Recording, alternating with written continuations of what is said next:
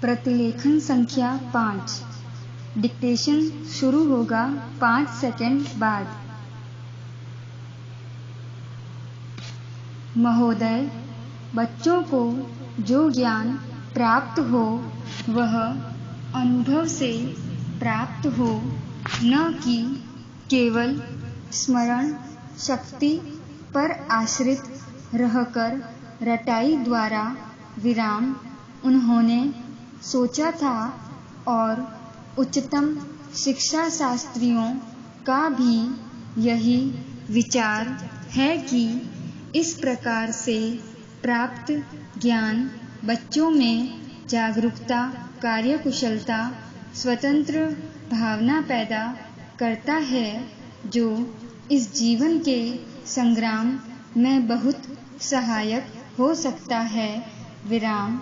दूसरा मौलिक विचार उनका यह था कि इस प्रकार की शिक्षा इस देश के लिए अनुकूल ही नहीं बल्कि अनिवार्य है।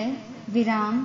बच्चों से जो कुछ भी काम कराया जाए वह उत्पादक काम हो और उससे जो कुछ भी पैदा हो उससे शिक्षा का व्यय यदि पूरा नहीं तो अधिकांश निकल सके, क्योंकि यदि शिक्षा का व्यय दूसरे प्रकार से निकालने का प्रयत्न किया जाएगा तो वह बोझ इतना बड़ा होगा कि शिक्षा सार्वजनिक नहीं बन सकेगी।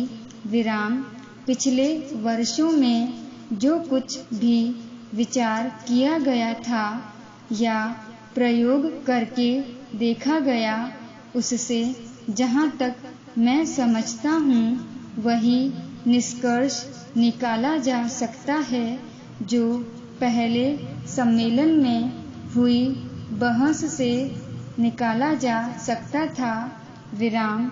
हमारे शिक्षा शास्त्रियों ने इस पद्धति की अनुकूलता और श्रेष्ठता तो मान ली थी, पर उनकी दृष्टि में इसके द्वारा शिक्षा का व्यय निकालना असंभव ही नहीं, अनुचित भी था। विराम। प्रयोग से देखा गया है कि इस पद्धति की उपयोगिता है और इससे पूरा नहीं तो अधिकांश व्यय निकाला जा सकता है। विराम। यह मैं प्राथमिक और माध्यमिक शिक्षा के संबंध में कह रहा हूँ। विराम। पैरा। उच्च कोटि की शिक्षा के संबंध में अभी प्रयोग नहीं के बराबर हुआ है, इसलिए उसके संबंध में अभी कुछ भी कहना संभव नहीं है। विराम। इतना होते हुए भी हम देखते हैं कि इस पद्धति को उतना प्रोत्साहन नहीं मिला और न इसका उतना प्रचार ही हुआ जितना होना चाहिए था और जितना स्वराज्य प्राप्ति के बाद हम कर सकते थे। विराम। इसका कारण जहाँ तक मैं समझता हूँ यही है कि इसकी उपयोगिता प्रमाणित होने पर भी पुरानी पद्धति पर जो आस्था थी वह अभी दूर नहीं हुई है और इसी कारण शिक्षा के काम में जो व्यक्ति लगे हुए हैं उनका न तो इस ओर ध्यान गया है और न उन्होंने इस विषय पर गहराई से चिंतन ही किया है। विराम। पैरा।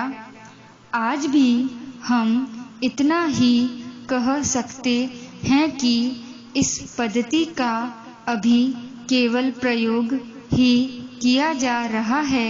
विराम।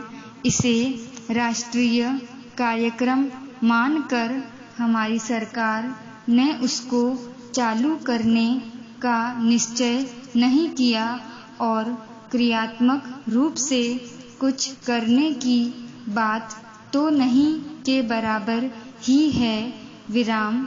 उसका परिणाम यह हुआ है कि पुरानी पद्धति की संस्थाएं दिन प्रतिदिन बढ़ती जा रही हैं और शिक्षा सरकार जो कुछ भी व्यय कर सकती है या करना चाहती है उसका बहुत बड़ा अंश उस पद्धति को ही बनाए रखने में व्यय हो रहा है और इस पद्धति को बहुत कम प्रोत्साहन मिला है विराम। मेरा अपना विश्वास है कि शिक्षा में मौलिक परिवर्तन अवश्य किया जाएगा। पूर्ण विराम।